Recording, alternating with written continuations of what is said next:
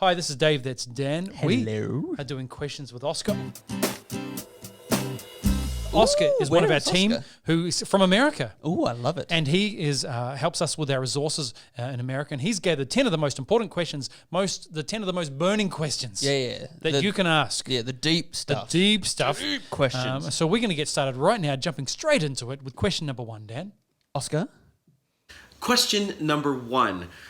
When developing a new kids ministry, what are some key ingredients when it comes to structuring core team, volunteers, rostering, logistics, and service structure?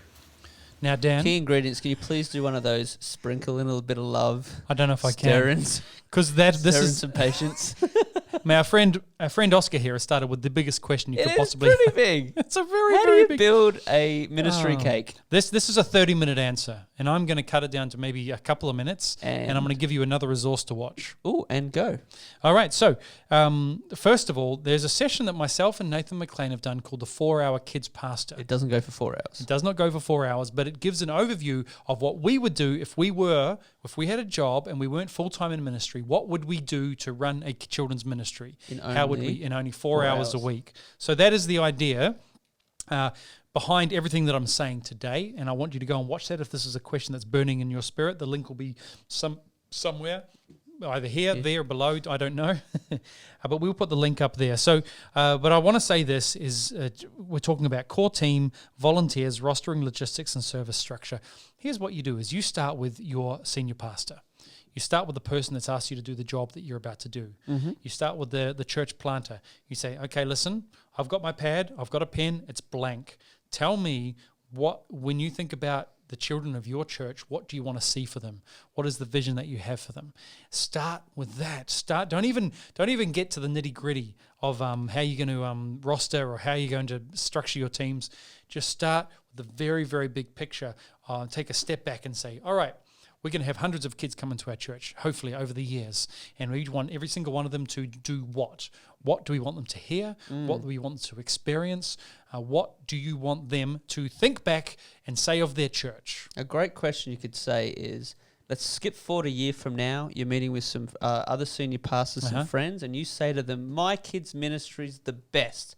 What are the reasons that he would say that in a year? So we've started with a big question from Oscar, and I've given a short answer. We're going to do more. I think I need to give more in depth in the future, but this is a very big question. Yes, and the 4-Hour Kids Pastor is a very good resource. It really will help you. Dan? Well, question 1 was fun. Now let's get on to question 2.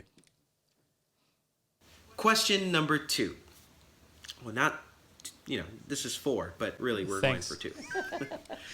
I picked that. How do you recognize and define leadership roles and assign which leaders should carry what? It's a good question. That is a fantastic question. All right, you ready for this? I've got an opening thought for this, Dan. Fantastic. As leaders, your goal is to grow in skill and capacity. That's my goal. I want to get better at what I do, and I want to be able to do bigger things because my capacity is growing. So when you think about your team, rather than thinking, how can this leader help us in this ministry, you approach it and say, okay, what can I do to help this leader grow in skill and capacity? That is the starting point, then you're looking at gifts and talents that they have, and you're putting them in a place, not where they can help you most, but where you can help them most. Very good, David. That's a beginning thought there. And here's a very practical thought as my second thought is, if you do not have a chart with every role and position that you need filled, then you are planning to fail, rather than, no, you're failing to plan. If you plan to fail... If you fail to plan, you plan to fail. Yep. That is exactly what you need to start this journey off. A big piece of paper on a big wall, as big as you can get it, with every service that you do, every role that you need. And if there is not a person who is assigned to that, there is a role name written there. You are setting yourself up for the future and what you need to accomplish, the people that you need to accomplish what you need. Right? This is also going to help you with recruitment. So if you've got on the wall that you need a media manager and you don't have one, right? You'll look for one. Yes. So you'll meet someone and you'll start talking, and in the back of your brain, like, that would be a perfect media manager. It's like buying a yellow Mini, and all of a sudden you see all the other yellow Minis on the road. Yeah, a Mini is a car. It's a little Mini. It's a Mini. People know what Minis are. They were in that movie. Remember that movie? They were going through the Italian Job. Oh, yes. Yes. So if you've got an Italian car...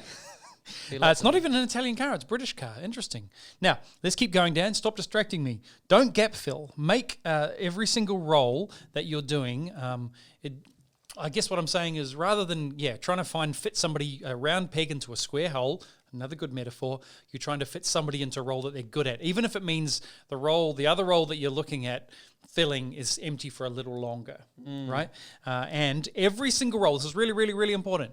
You have to connect every single role back to the vision of your ministry and the purpose of your ministry. You do not want a leader sitting there feeling like what they are doing is not contributing to the goal that you're trying to achieve. So make sure it points back. And even if you need to lay it out for them, you say, when you're on sound and lights back here, you need to understand is that our job as a church is to communicate the gospel. That is your job. You're not doing sound and lights. You are helping me and helping us communicate the gospel, connecting it back to the purpose and the goals of the ministry. Does that make sense? Yes, it's good. And one unique thing about kids service in general is really this is a place where everyone should be able to find something to do. Mm-hmm. Unlike, say, the hosting team, you actually really need to be good at hospitality. You need to have a people person. Yes, you need to be a people person. I wouldn't be good as a host. Right, if you want to be a door person, you really got to have a certain set of skills. Mm-hmm. With Hillsong Kids, because we're running a whole service, we need a variety of different people. Yes, we need people that are great with kids, but one of amazing testimonies from when we opened up the epicenter, a big new Hills, building at a church. They needed a whole bunch and they recruited people that don't like kids. 100%. But they were really good at meeting parents. So there should be a role for everybody. And now if you're struggling to grow a team, here's my first question to you. Have you, number one, prayed about it seriously? And number two, have you even fasted about it? Because if you are going, God, I can't, this team is really hard to grow, I'm really struggling, but you haven't done these simple things that God says we should give a go at least, prayer and fasting, then once you've done those things and you're still desperate, then we can talk. Because let's start with that idea of seeking God for the answers. Love it. Let's go to question number 3 with Oscar. Here we go. Question number 3. How do we mirror what Big Church does and incorporate that into Kids Church while maintaining the heart and soul and the vision of Big Church? Thank you, Oscar, for that question. First of all, Big Church is my favorite expression. I know. I feel there is no better way to describe what happens at church than Big Church. We cheekily refer to it as the adult minding service. Yes. Every now and then. So let's talk about the order of service that your church does. Oscar's right on the money. You really want to mirror what they're doing. I want to say why, because I want to start off with this thought that when your kids leave Hillsong Kids or your children's ministry, they're going to go and sit in with adults. And you don't want that to be a complete shock. They're going to be shocked enough that there's no games during the service. Yeah. Right? They're going to be shocked that, There's no points. There's just no points. There's no competition. Their Bible bucks are worth nothing. 100%. That's already going to be a big enough shock. So you want to ease that as much as possible and give a reference point for that order of service. So, for example, if your church does an offering, you do an offering. If your church does a salvation altar call, do a salvation call. Kids news, church news, communion, kids communion, adult communion, prayer needs. We do prayer requests and praise reports. Now, that's a good example for us because in Hillsong Kids, we call it Ask Gods and Thank You Gods. Simplifying it, turning it into kiddie language, something that they can reference and something that they can relate to. So when they get into Big Church, they're not sitting there going, what is this place? What is going on? And that's why I like us, for example, when our kids go into praise and worship on Sunday nights. A lot of our services will have kids in for praise and worship, but it's that idea that kids are experiencing that bigness of church, of Big Church. And I will say this, we want to keep it as simple as possible. You don't want to over complicate your church service. Just you do the things you have to do, the most essential things, and keeping the goal, of course, at the same time, is that you're there with a community of kids, a community of people to worship God. Would you like some more? I would like question number 4. Question number 4.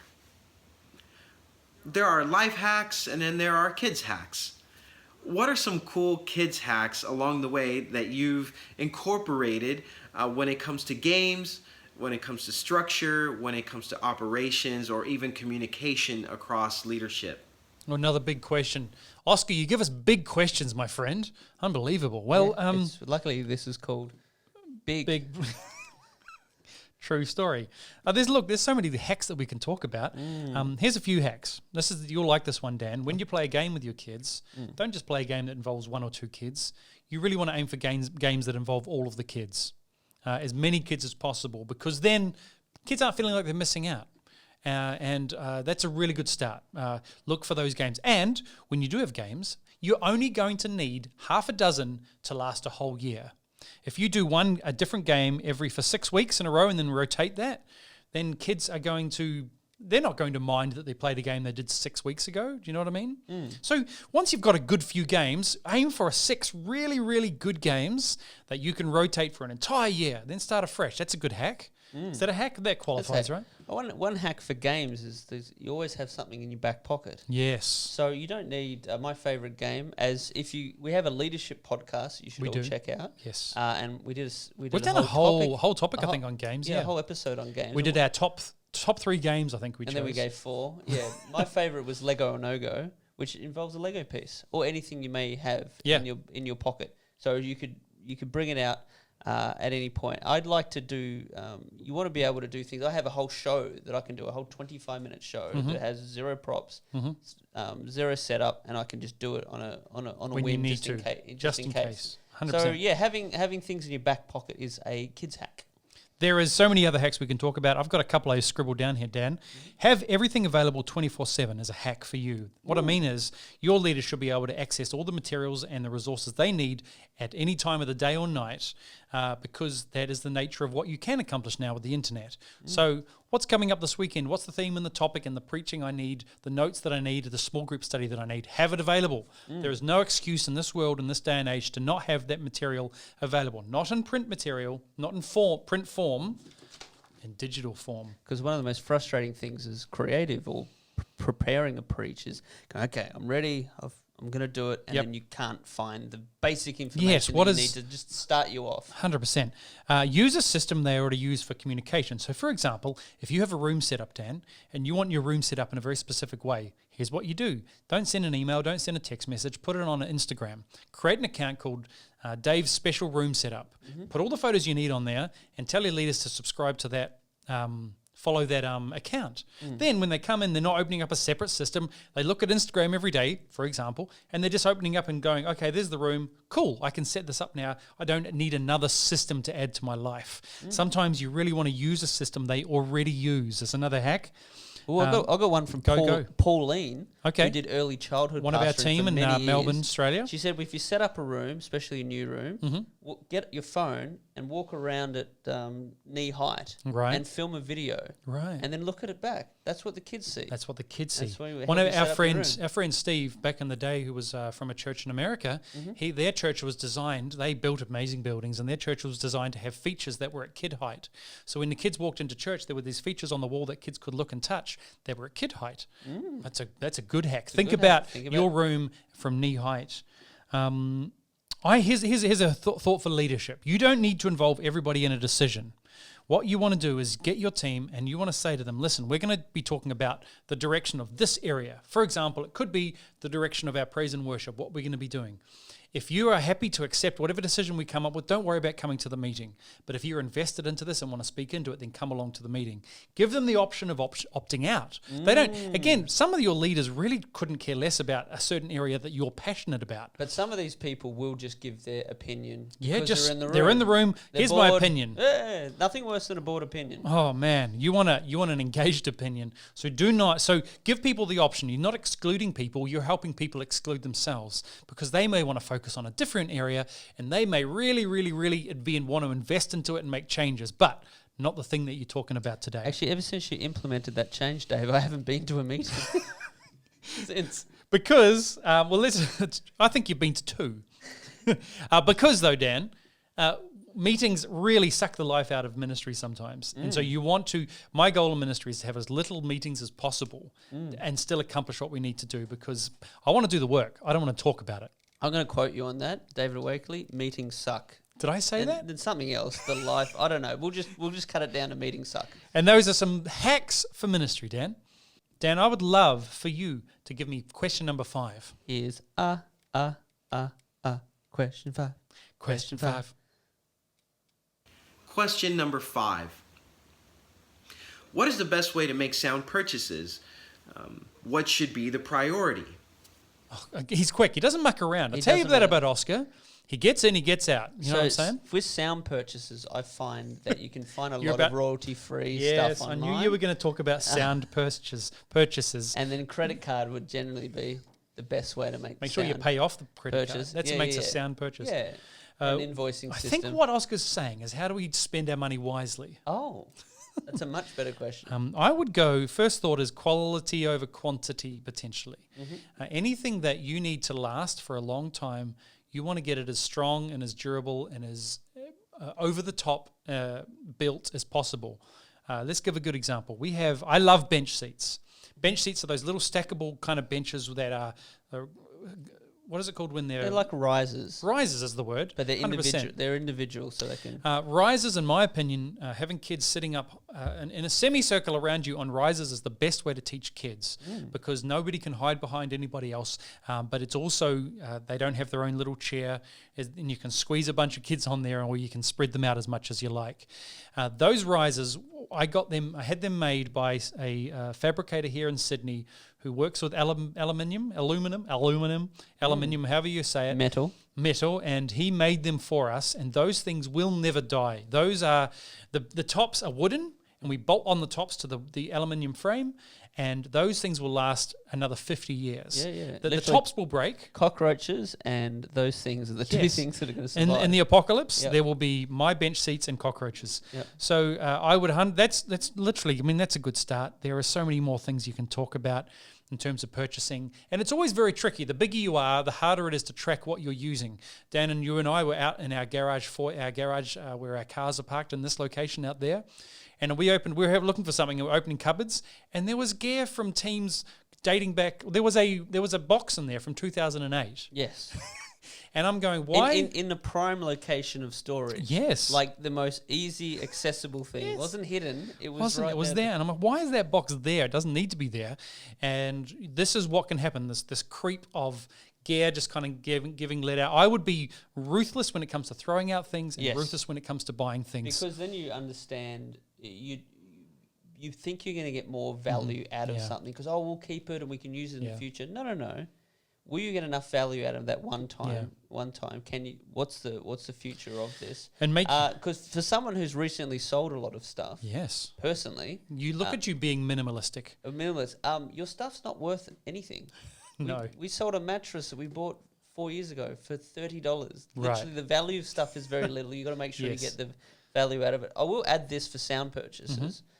Not audio. I had a chat to one of our kids' pastors, and he was telling me about stuff they wanted to fix in the room and do this. He's talking about putting a feature wall, and he's talking about doing this, and then he's talking about something else, like pillows, new pillows, and he's talking about how and the sound of the TV doesn't work. Right. And then I went, whoa. And he goes, yeah, we can't get. He goes, I'm like, hang on. They can't actually hear any of the videos or the messages we get. No, it's really crackly. I'm like, no. No, that needs to be fixed now. Forget everything else. Yeah, solve that. You almost need a triage of things, working out what's important for your service and what is needs and what is wants. And even chatting with his campus pastors, you have those conversations where he's like, this is what we would like, but this is what we actually need. Yep. Very soon, because we can't actually do what we need to accomplish on a week-to-week basis. Absolutely great, Dan. Good thoughts on sound purchases. Give us another question, Dan. How about number 6? Love it. Question number 6. What is the best way to create a partnership culture between us and the parents? And how do we meet their needs while also maintaining the heart and the vision of our kids' church? And how do we create tighter bonds with them and develop their trust? I feel like Oscar was reading that one off camera. Did you see that? I just need I think he's internalized these questions. I think he needs to read me an audio book. And he's got a very soothing voice. I hear you. I'd appreciate I'd like him to tell me some bad news. Daniel, okay. Your car has been in a car crash. That's a good accent. I like it. It wasn't him, but it's closer than Australian. Your cat is dead. Listen, this question is the biggest of all the questions you need to be answering in your ministry. Oh, okay. Connecting with parents. It's the hardest thing to do because you see them never. Plus they're adults. And there are grown-ups. Who wants to have to work with grown-ups? That must be a nightmare. I will say it is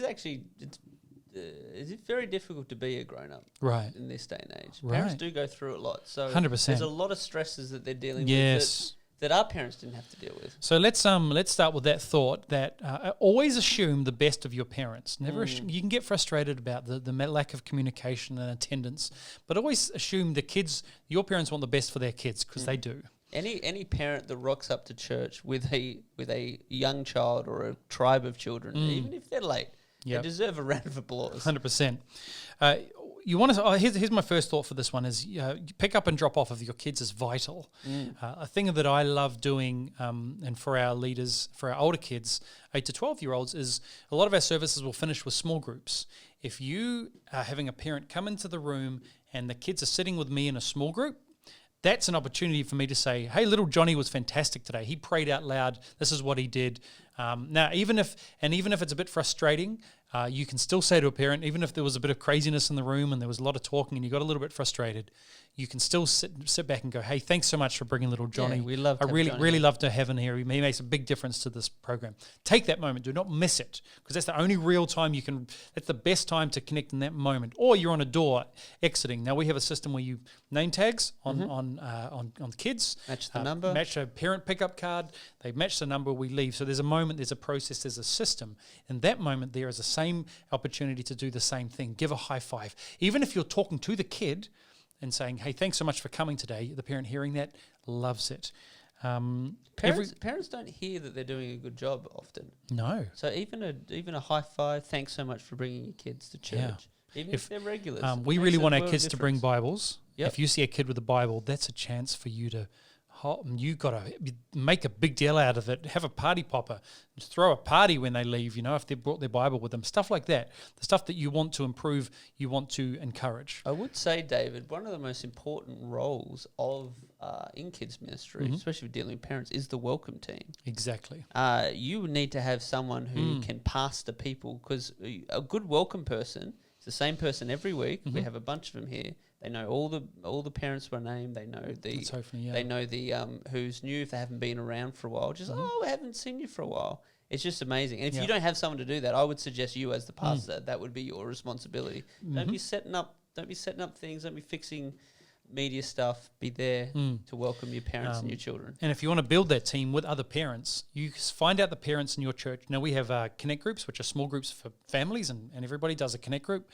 If there is a family in your church who is trying to build their connect group and gather people together, where are they going to meet all the families, Dan?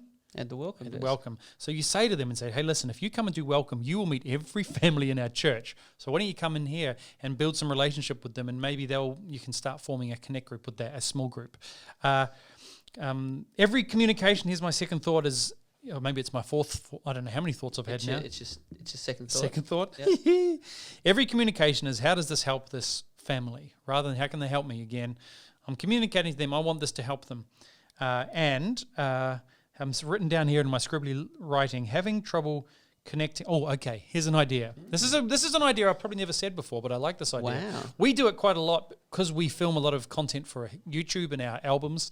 But we have sometimes when we do a film shoot, we need to get kids there to do a film shoot with us.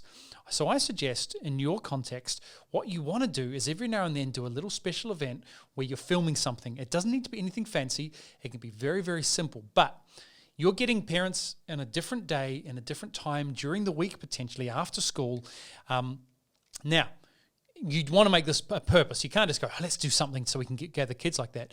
But if you do an idea and outwork it with purpose, if it's a song, if it's a dance, if it's an item, and you film something, when you gather those kids that come, that is a great opportunity to connect with the parents outside of church. Yeah, it's a shared experience. It's a shared experience. They've all filmed something. You want to make it quick, make it an hour. You say, we're going to film this. It's going to be very simple. But all the parents gather, and all the parents then, it's an outside of church situation. And you can start building a team, potentially, of kids and families who love doing the video, who love doing dancing and acting and stuff like that.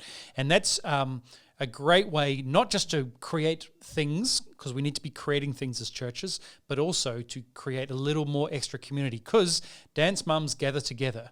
That's what they do. Soccer mums gather together. Yep, just in speaking the big picture, they bring the halftime and oranges, the SUVs, SUVs. But that idea of like similar parents with similar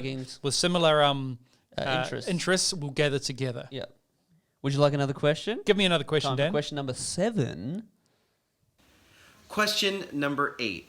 Oh, did he miss? How can Big Church support our kids teams across the week better? And how can they invest and place importance on it so that it reflects unity across all teams? Oscar, you've missed question 7. He has missed What is question 7? Here's what I want to say. Big picture, you want to be the solution for your church. Be the answer. Don't be the problem. Don't be the roadblock. You want to, as much as possible in your leadership, when you're working with your teams and your church and your pastor, be the obvious solution to all of the problems and help the solutions happen. You want to support everything. So in every situation, everything that we're doing as a big church together, you want to go, well, okay, here's what Hillsong Kids, your kids ministry can do to help. Here's what we can do to accomplish this vision. We will do this, and also you need to be the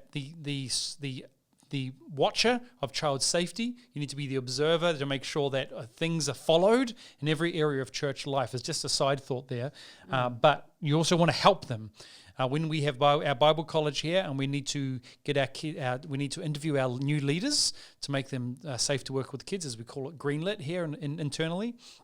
We help college do that as a pastoral team and as Hillsong Kids, because we really want these students serving in Hillsong Kids. So let's get their processes and help them along. Our friend Craig Johnson, yes, who had to grow his team from 300 kids leaders to 1,000 kids leaders in a year, because they were buying a very big facility at Lakewood Church.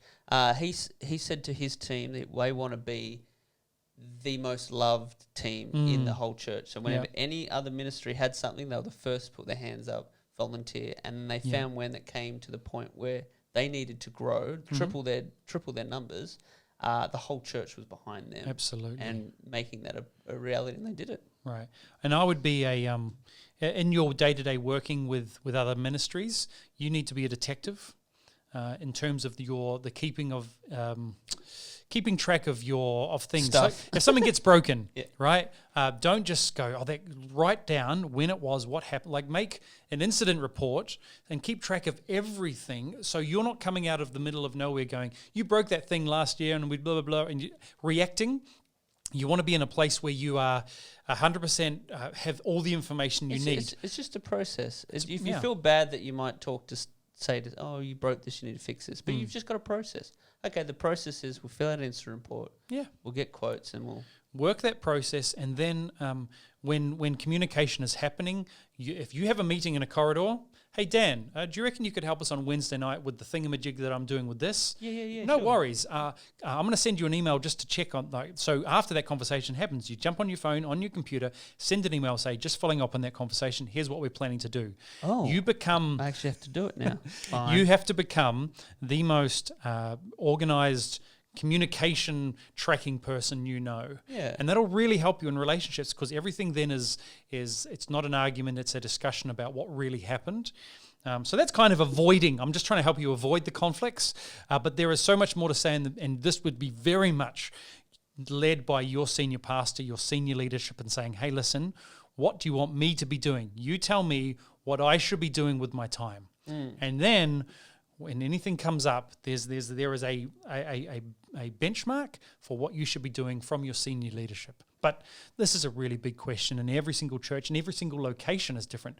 We have dozens of locations all around Australia, and every single one is different in how we work with our location pastors. There we go. I like it. Dan, I really want to hear Oscar ask us a question starting with the number 8. Oh, okay. Or how about 9? But it's really 8. Question number 9. When it comes to production and creative teams within kids ministry, what are some ways to go about recruiting, structuring, and implementing these elements within kids church? Great question. Great question, Oscar. Thank you very much for asking it. You've got a great answer. Here it comes. There are lots of ways to structure your team, but I would highly suggest that you want to, as much as possible, keep your kids' worship team in the greater creative worship ministry team that you have at your church. Very good. There is one thing, back in the day, our churches obviously has an amazing worship team, right? Yeah, I've heard a few people like our worship. There's a few people who sing our songs around the world every week, right? Mm-hmm. And so back in the day, I remember when I started out, Darlene Check was our worship pastor. Hello, and Darlene. I took on kids' worship, like I'm talking in the beginning of 2001, because I'm super old, right? And I took this on, and I'm thinking, and we're discussing what we're going to do with this thing, because it's not really even a thing yet. This is before we did Jesus is My Superhero, the album. Before we did anything like that, we started a kids' worship team. And I thought to myself, I've got one of the greatest worship leaders in the world. Why would I not want to just flow in with what she's doing? So we started creating this team who met on Thursday nights to rehearse and practice and get insight and input. We would just connect in with what they were doing. Why try and come up with my own ideas when I can just sit there and listen to Darlene Check, and then we can go off and talk about kids' worship? Well, yes. So Darlene was preaching at that point and investing into them. Why would you? Why would you go anywhere else? Yeah, when she's writing the check, you need to cash it in. What? Yeah. The Darlene Check. Yeah. So the idea is flow in with what that team is doing as much as possible. If you find in your church that it's really hard to do that, or your pastor really wants you to do something, you kind of want to work with what your church wants you to do. But if you have that facility and it works like that, just work with that and talk to that worship pastor and say, hey, listen, we want to start this. We want to do this ministry. We really want to see our kids worship God. So by the time they become teenagers and adults, they will know what worship means in their lives. They'll be pumped for that. Of course, every worship pastor wants that. And then you're going to say, I really just want to flow in with what you're doing, and I just want to work with you and all what you're trying to accomplish. And start with that conversation before you do anything. You say, how can I do that? And they will say, okay, well, how about you do this, this, and this? Give them the chance to speak into what you're doing rather than you come up with the idea. Because you run a multifaceted ministry. They do not. Right. They're specialists. They are specialists. In worship and creative arts. That's what they do. It's all they do. So getting direction from them, leading to them is a very, very It's a really good point. Really good point, because we are multi. When you're dealing with children, you're dealing with lots of disciplines and lots of different ways of doing things. We're running a full service. We do child safety. So that's where you want to start. That's a very simple answer. I know there's probably so much more you can say, but that's where we started from, and I think that's where you need to start too. Give me the final question, Dan Lee Archer. Here's the final question from Oscar. And lastly, question number 10. How do we address burnout in our volunteers? I'd love to answer that, but I'm done. I've had enough. There is interestingly enough, I feel like some of us, you get used to the level that you're working at. At some point in our church, we had 8 services at this location back in the day. 8 services, Dan. 8. That's a lot. 8. That's almost as many questions as of answers today. Yeah. That's a lot going on. You can do that. Anybody can do that to a certain extent. It's what you're willing to accept and what your capacity can handle. So that is a very real thing where. But also I guess what I'm saying is I don't want you to look at somebody else who has less services for you and feel sorry for yourself. I don't want you to go, but they only have to do this much work. No, what are you called to do? What's God calling you to do in your church to do?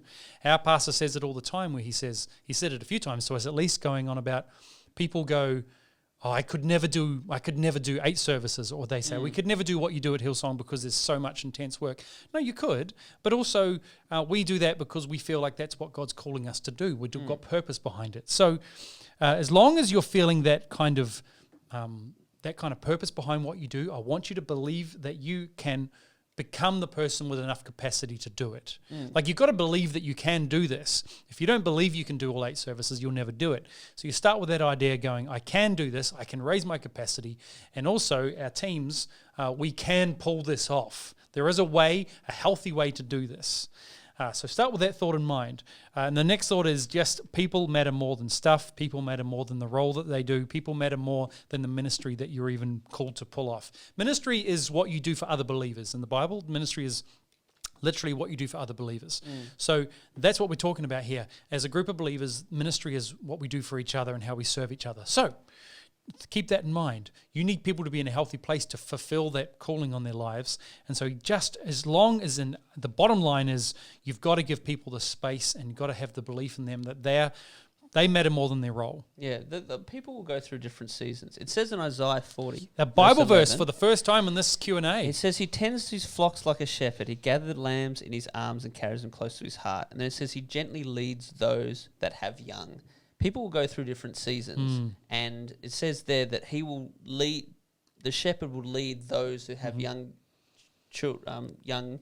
differently to how he lead those that don't. So people will go through a season when they have kids and they might need to step back from ministry, from doing the 2-3 services a weekend. They might need to step back. 100%. People go through different things with jobs and stuff like that. We need to disciple those people through that thing, feel like they're not letting the team down, and really go through the seasons with them. You never want to leave people feeling like they've let the team down at all. That should be the last thing on your mind. Let me build off that thought. Another Bible verse for you in the story of the talents, the feast. Sorry, not the talents. There's the feast where the rich man invites people to come to his party. Nobody wants to come because they're busy. I just got married. I bought a new car, right? And then he invites people. Hang on, that's the wrong one. Which one? No, it's the vineyard. The workers in the vineyard. Different story. The other one's a great one. He goes out at the start and hires people. And he says, I'm going to pay you this much money. Yeah. And he goes, I need more workers. Hire some more people. I'm going to pay you the same amount of money. He hires people at the end of the day and says, I'm going to pay you the same amount of money as those who have started working in the morning. Well, they find that out later. They do find out that later. And everyone gets upset, as I would. How come they're getting paid the same as me? And the farmer says, well, you agreed that this is the payment. And but also, why do you care what I do with my money? Yeah, I can do whatever I want with the money. What are you going to do to stop me? Basically, it's saying that God is not fair. God really is not fair. He's not fair. It's not fair. Why? It's not. It's just life is not fair. Some people have an easier life than other people. That's literally the case of. We look around in society and see people who struggle and people who succeed and everything in between. And everybody is different and God treats everybody as an individual. You can too. You don't need to set up a rule for everybody and everybody has to do this. No, individually look at a person and say, I'm going to pay you the same amount of money even though you've been here for 2 days than this person who's been here for 10 years. You don't want to do things that are unjust, but you also want to treat everybody as an individual and treat them the way that they need to be treated in the season, as you said. Don't feel guilty about that. Yes. Do not feel like, I've got to be the same. Like when a teacher at school says, when you're a little kid and you say, hey, miss, can I do this? I want to go out and play with this game. And she goes, if I do it for you, I have to do it for everyone. Forget it. You don't have to do it for everyone. Don't be that teacher. Be the teacher that says, go on, have a go. I won't tell anybody. They go have fun. They love that teacher even more. That is what I'm talking about here. Treat people, everybody individually. I like it. Now, a practical tip for burnout is you should be taking, this is you as well, this is clinically studied that you need to take at least 2 weeks off a year. Now, I know this is very difficult for some places around the world. When I say 2 weeks, I mean 2 full weeks, 14 days, 2 full Sundays, no breaks, no doing work in between. No emails. No nothing. Because I didn't do this for about 4.5 years. I would take 2 weeks or 3 weeks off, but then I'd do a few performances in the meantime, or do a few ministry opportunities or this and that, right? Because it takes you 7 days for your body the adrenaline to stop, and then it gives you a week to rest. You only need a week to rest. And if you can do that, and it's changed my life because I got very close to burning out. I think we've all had that time. And since then, I've always had 2 weeks booked. And then by the time I got there, I've had my next 2 weeks booked. As in, like, I know when now we do take a day off here and a week off here, and we fit in those crazy little holidays where you're like, let's just go to Disneyland for a week and you get back and all that sort of stuff for our American friends. But you need to take 2 full weeks to think and do that once every 12 months, and you'll be a different person. 100%. Let's leave the final word, the final thoughts, as you were, to Oscar. Oscar? What do you got to say about it? Well, thanks so much. It's been a blast being able to share these 10 questions with you, and I can't wait to hear the feedback. And basically, we're here to do this journey with you guys, and I really appreciate the time that you took to tune in. God bless you, as I do believe that the best truly is yet to come.